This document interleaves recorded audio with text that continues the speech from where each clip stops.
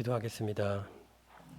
항상 기뻐하라, 쉬지 말고 기도하라, 범사에 감사하라. 이것이 그리스도 예수 안에서 너희를 향하신 하나님의 뜻이니라. 하나님 아버지 감사합니다. 우리가 어떤 상황에 있든지 기쁨이 있게 하여 주시고 기도가 있게 하여 주시고 감사가 있게 하여 주시옵소서. 하나님, 오늘은 추수감사 주일입니다. 범사에 감사하라고 하셨습니다. 어떤 모양의 어떤 형편에 있든지 이 감사가 끊어지지 않도록 하나님, 이 시간 가운데 하나님의 뜻, 그 감사가 무엇인지 다시 한번 분명히 깨달을 수 있도록 이 시간 가운데 역사하여 주시옵소서. 감사합니다. 예수님의 이름으로 기도합니다. 아멘. 하나님의 뜻 감사라는 제목으로 하나님의 말씀을 전하려고 합니다. 부모님들이 자녀들을 키울 때는 어떠한 뜻을 갖고 있습니다. 내 아이는 이런 아이가 참 되었으면 좋겠다. 내 아이는 커서 가난한 사람들을 잘 돌봐주는 아이가 되었으면 좋겠다. 내 아이는 커서 이 국가에서 필요한 지도자가 되었으면 좋겠다. 그러니까 부모님들도 아이들을 키울 때는 어떠한 뜻과 어떠한 목적을 가지고 기르고 있습니다. 하나님도 마찬가지입니다. 하나님께서 창세전에 그리스도 안에서 우리를 거룩하고 흠이 없게 하시려는 그 뜻을 가지고 우리를 창조하셨습니다. 우리가 오늘 보게 되는 이 본문에 보면은 너희를 향하신 하나님의 뜻이니라 이런 말씀이 있는데, 이 뜻은 영어로는 will입니다. 의지를 갖고 있습니다. 근데 헬라어의 원어적으로 보면은 이것은 델레마인데, 이 델레마는 델로에서 나왔습니다. 뭐뭐할 생각이다. 무엇을 결정했다. 그러니까 하나님의 그 뜻은 뭐냐면은 범사에 우리가 감사하는 인생으로 결정했다라는 거예요. 범사에 감사하는 인생으로 나아갈 수 있도록 그 뜻을 가지고 우리를 인도하신다라는 겁니다. 여러분, 이것은 명령입니다. 감사하라. 어떤 조건이 있었을 때는 감사는 할 수가 있어요. 그런 걸 얘기하고 있는 것이 아닙니다. 범사에 감사하라. 이 범사는 나쁜 일이 있든지 어려운 일이 있든지 핍박이 있든지 때를 가리지 말고 감사하라. 여러분, 그러나 이 감사가 참 쉬운 일일까요? 우리가 좋은 일이 있으면 감사하는 것은 참 쉽습니다. 그러나 병중에 있거나 정말 어려운 상황에 있는 사람에게 감사하십시오. 여러분, 이 말은 어떻게 보면은 그 사람을 불편하게 할 수도 있습니다. 그래서 저도 이 말씀을 준비하면서 하나님은 분명히 우리에게 이렇게 말씀하셨는데 이 말씀이 누군가에게는 아멘으로 다가올 텐데 또 누군가에게는 불편하게 들릴 수도 있겠다. 저는 이런 생각을 좀 하게 되었습니다. 자, 그렇다면 이 감사, 우리가 어떤 어려움이 있고 정말 이 상황 속에서도 어떻게 하면 이 감사를 나오게 할 것인가, 이것을 우리가 좀 집중적으로 제가 다루려고 하는데, 오늘 우리가 보게 되는 이 데살로니가 전서, 우리가 데살로니가 전서 3장 4절에 보면은 이렇게 말씀하고 있습니다. 우리가 너희와 함께 있을 때에 장차 받을 환난을 너희에게 미리 말하였는데 과연 그렇게 된 것을 너희가 아느니라. 이 데살로니가 전서는 바울이 디모데를 이 당시에 이제 보냈었는데 고난 때문에 흔들리지 말라라는 거예요. 데살로니가 이 교인들한테 이 당시에는 유대에 있는 하나님의 교회와 비슷한 처지에 있었습니다. 그래서 여러분도 동족에게 똑같은 그 핍박이 있다라는 거예요. 지금 핍박 가운데 있을 것이다. 그래서 우리가 데살로니가 후서까지 같이 보게 되면은 율법적 그리스도인들이 새로 이제 그리스도인이 된 사람들을 핍박하고 있어요. 핍박하는 상황 가운데 있다라는 거예요. 그러니까 장차 받을 환난을 너희에게 미리 말하였는데 그렇게 됐다라는 거예요. 환난 가운데 있다라는 겁니다. 지금 데살로니가 교인들은 환난 가운데 있어요. 근데 그렇다면 이 환난 가운데서 어떻게 우리가 이 환난 가운데서도 감사를 할 수 있을까? 그 이유가 여기에 나와 있습니다. 데살로니가 전서 1장 9절하고 10절을 제가 봉독해 올리겠습니다.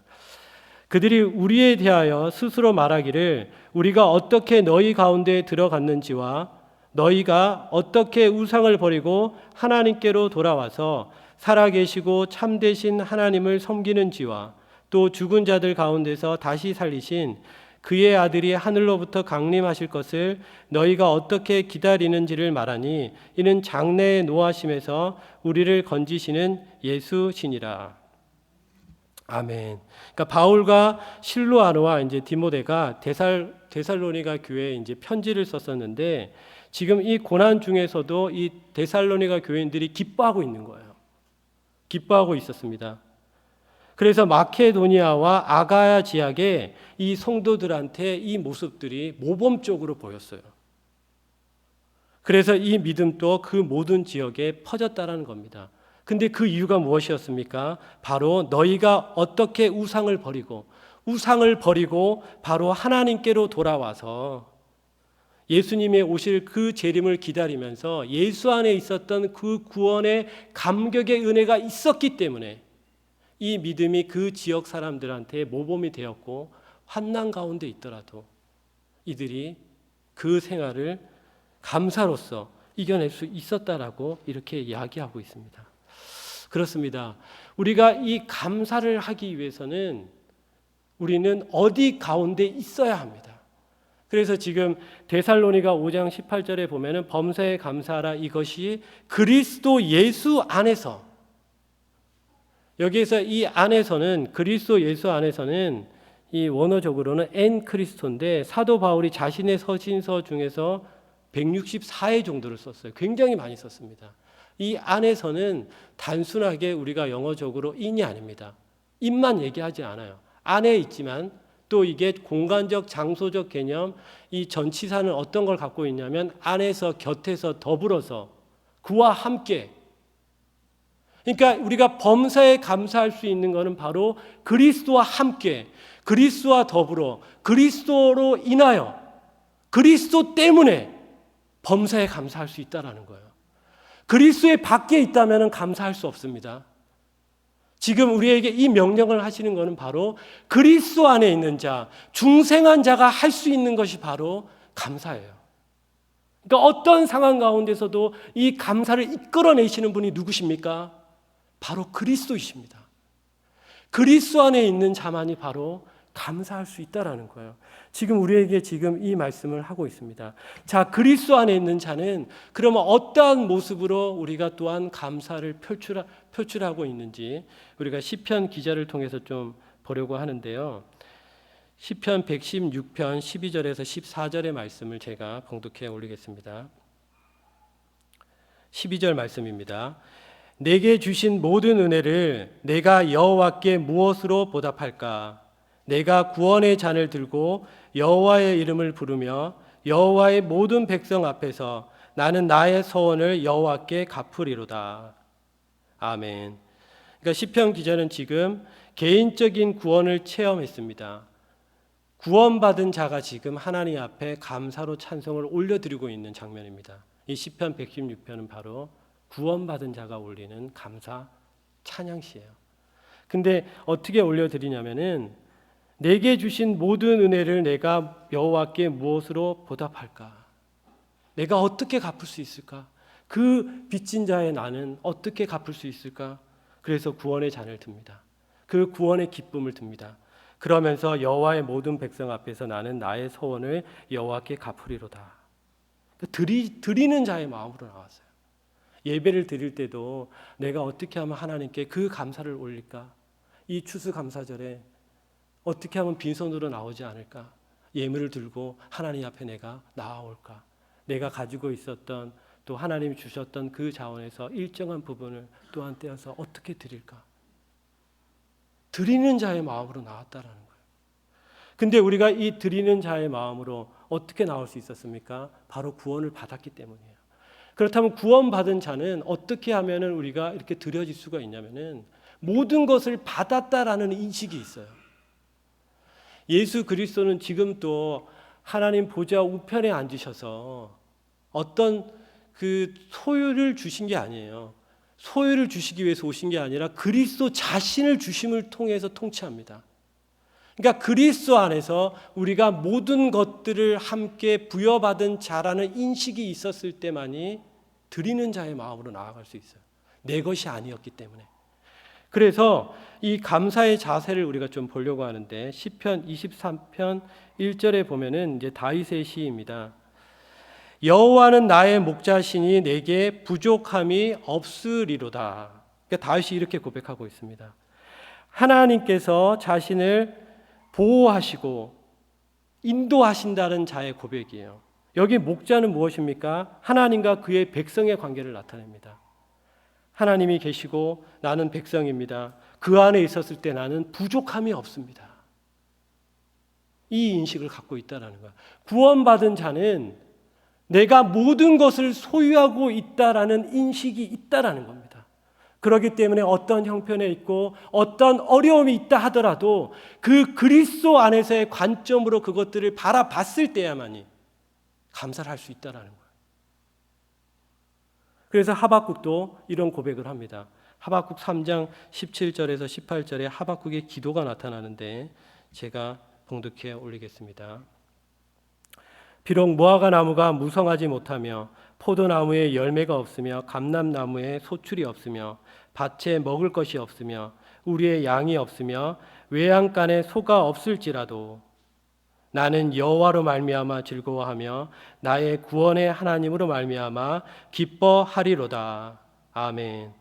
무화과 나무에 무화과가 없습니다. 지금 포도나무에 포도가 없습니다. 감람나무, 올리브 나무에 지금 거둘 것이 하나도 없어요. 지금 밭에 먹을 것도 없습니다. 우리의 양도 없고 외양간에 소도 없습니다. 그러나 누구 때문에 기뻐한다고 하냐면 바로 여호와로 말미암아 내가 기뻐합니다. 나의 구원의 하나님으로 말미암아 기뻐합니다. 내가 어떤 조건이 되었기 때문에 기뻐하는 것이 아니라 이 하박국이 바로 이 구원의 감격, 그 구원의 기쁨을 알았을 때 이 기도를 드릴 수 있었던 겁니다. 그렇습니다. 우리도 마찬가지예요. 그리스도 안에 있었다라는 거, 그리스도와 더불어 그리스도와 함께 우리가 이 인식이 충만해질 때에만, 때로는 병환 가운데 있을 때라도, 우리가 아픔 가운데 있을지라도 이런 기도가 나올 수 있습니다. 하나님, 이 아픔 주신 것도 감사합니다. 하나님, 이해할 수 없는 상황이 벌어진 것도 감사합니다. 하나님, 내가 정말 사랑하는 사람이 이해하지 못하는 병으로 이 세상을 떠난 것도 감사합니다. 여러분, 쉽진 않아요. 쉽진 않습니다. 자, 그렇다면 이 그리스도 안에서 우리가 어떻게 하면 그 안에 깊이 있게 머물러 있을까요? 제가 이제 그거를 좀 설명을 하려고 하는데요. 에베소서 5장 18절과 20절 말씀을 제가 봉독해 올리겠습니다. 술 취하지 말라. 이는 방탕한 것이니 오직 성령으로 충만함을 받으라. 범사에 우리 주 예수 그리스도의 이름으로 항상 아버지 하나님께 감사하며. 지금 이 에베소서는 바울이 이 로마의 감옥에 갇혀 있었을 때 바로 에베소에 있는 그리스도인들을 위해서 지금 이 글을 쓰고 있습니다. 바울도 지금 감옥에 있어요. 감옥에 있는데, 그러니까 이 5장은 바로 새 삶으로 부름받은 그리스도인들은 어떠한 삶의 생활 원리를 가지고 있어야 되냐라고 하면서 이 본문의 말씀을 설명하고 있습니다. 술 취하지 마라. 그것은 바로 우리의 영적인 삶을 갉아먹는다. 성령 충만함을 받으라. 그럼 그 성령 충만함을 받은 자는 어떤 모습으로 나타내냐면 범사에 우리 주 예수 그리스도의 이름으로 항상 아버지 하나님께 감사하며. 바로 이 감사는 성령 충만이랑 연결되는 거예요. 우리가 어떻게 하면 그 그리스도 안에서 그리스도와 더불어 그리스도와 함께 감사할 수 있을까요? 바로 성령 충만입니다. 성령 충만하지 않으면 감사할 수가 없어요. 그래서 오늘 이 시간 가운데 우리는 무엇을 구해야 합니까? 바로 성령 충만을 구해야 합니다. 성령이 무엇입니까? 바로 그리스도의 영입니다. 그리스도의 영은 어떤 일을 하시냐면 바로 그리스도가 누구이고 그리스도가 무슨 일을 하셨는지를 밝히 알게 해주시는 분이에요. 그 성령이 우리 가운데 내주하고 계십니다. 그 성령님이 마음껏 일할 수 있는 상태가 바로 성령 충만인데, 그럴 때야만이 우리가 어떠한 형편에 있든지 어떠한 상황 가운데 있든지 감사할 수 있다라는 거예요. 여기 이 감사는 그냥 세상적인 수준의 감사가 아닙니다. 세상적인 수준의 감사가 아니에요. 이 감사는 바로 그 대상이 바로 하나님께 있습니다. 모든 것을 주셨다라는 그 인식, 그 모든 것을 주신 그 분은 누구십니까? 바로 그리스도입니다. 그리스도께서는 나에게 이 모든 것을 주셨기 때문에 내가 어떠한 상황과 어떠한 형편에 있더라도 그 하나님의 그 뜻은, 하나님의 그 결정은 바로 가장 아름답게 나를 인도해 주실 거라는 믿음이랑 연결되어 있어요. 그래서 감사는 실력입니다, 여러분. 그래서 여러분 의도적으로라도 감사하십시오. 원망과 불평을 끊어내는 힘은 바로 감사입니다. 여러분 출애굽했던 이스라엘 백성을 기억하실 것입니다. 그 이스라엘 백성들 출애굽을 하게 하셨습니다. 그걸 하게 하신 게 바로 하나님이십니다. 근데 그 1세대들은 갈렙과 여호수아 외에는 다 가나안을 들어갈 수가 없었어요. 왜냐하면 바로 원망과 불평 때문이었습니다. 애굽의 고기를 생각했고 애굽에 먹을 것을 생각했습니다. 하나님이 날마다 만나와 메추라기로 먹여주시고 있음에도 불구하고, 신발이 지금 헤어지지 않음에도 불구하고, 불기둥과 구름 기둥으로 인도하고 있음에도 불구하고 그 하나님 자신으로 만족하는 인생이 아니라 원망과 불평을 달고 살았어요. 원망과 불평을 달고 살았습니다. 여러분 우리가 오늘 이 시간 가운데 이 모든 원망과 불평을 다 끊어냈으면 좋겠습니다. 원망과 불평을 끊어내는 힘이 어디 있습니까? 바로 감사입니다. 그리스도 안에 있는 자, 성령으로 거듭난 자는 반드시 감사하는 인생으로 나아가요. 이 과테말라에 보면은 이런 이야기가 있었습니다. 오래전에 내려오는 이야기예요. 중부 아메리카 과테말라에 있었던 이야기인데, 이 걱정 인형이 있습니다. 걱정 인형에 대한 예화예요. 아이들이 잠을 못 잡니다. 이 과테말라에. 왜 잠을 못 자냐면은 걱정과 근심과 염려가 너무 많아요.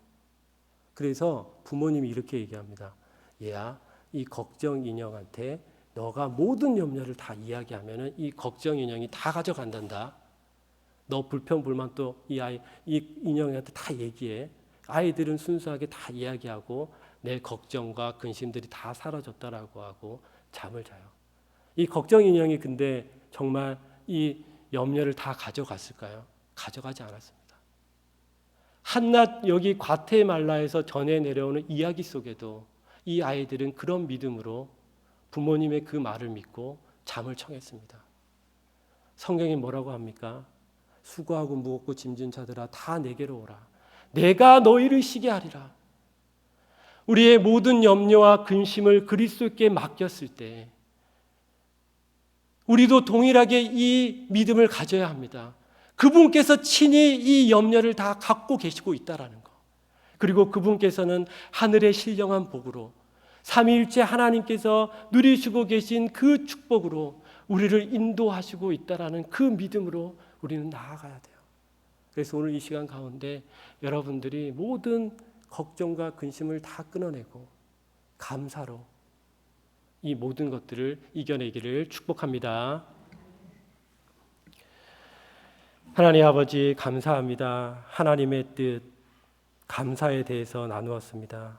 하나님 그렇습니다. 어떻게 하면 우리가 이 감사를 할 수 있습니까?